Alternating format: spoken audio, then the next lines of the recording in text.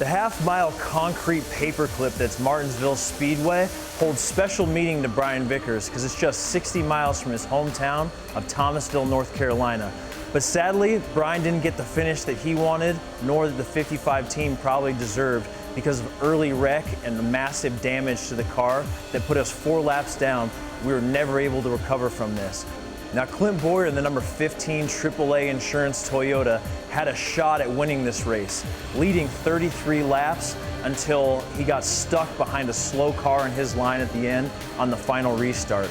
Now, he got in this position from his starting spot of 12th because of great calls by the crew chief Brian Patty and fast work in the pits. Not only that, Clint drove his butt off trying to win one of the most coveted trophies in our sport, a 7-foot-tall grandfather clock that's given at one of the most historic tracks in the circuit, because Martinsville is the only racetrack that's been in NASCAR since the starting in 1948.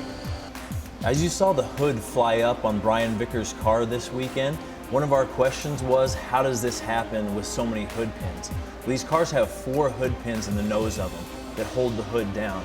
They're only attached to the chassis of this car by a 3/4 inch tubing that's welded down by a 1/2 inch tubing.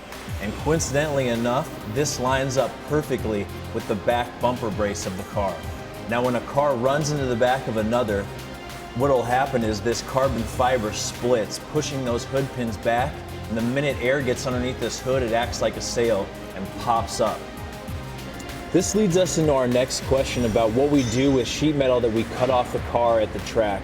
Well, in damage repair scenarios, we're trying to operate as fast as possible, especially at short tracks like Martinsville, when you're talking about lap times around 20 seconds. That doesn't give us a lot of time to work and still try and stay on the lead lap. Now, when Brian's hood popped up, the first thing we did was break out the Sawzalls and cut the 4 connection points that hold this hood to the car. There's a hinge in each corner of the windshield and also a tether in the center of each side that holds it down from flying off completely. Now, once the sheet metal or body pieces are removed, they're usually disposed of at the track since we have no further use of them.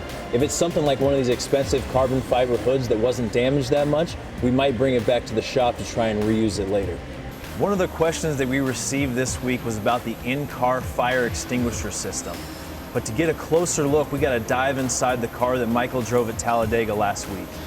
Now, this is a 2-part system, one of which is automatic and the other is manual.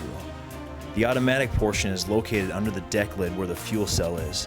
The instant the temperature reaches the threshold in this area, the 1 fire extinguisher bottle is automatically deployed. The manual fire suppressor is operated by the driver reaching to the side of his seat with his left hand and pulling a red strap that pops the pin out of the second fire extinguisher. Now it's aimed at the right side of the car where the fuel lines run. We cap off this week with our final question. It actually came from last week, wondering where we got the pit crew to pit Michael's car at Talladega.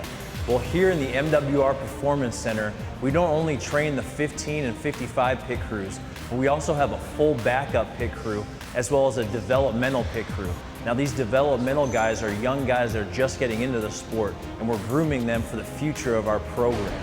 Now, the guys that pitted Michael's car is our backup crew, and they're only backups because they're just as good as our starters, and we have them in place just in case guys get injured. We have a 3rd car pitting that weekend, or if personal circumstances come into play where a guy cannot travel to the racetrack. Thank you for another great week of questions, and keep them coming as we head to Texas for 500 miles of racing at the track that they say has no limits. Remember, Clint finished good in there in the spring, and so did Brian with a 4th and 8th place finish.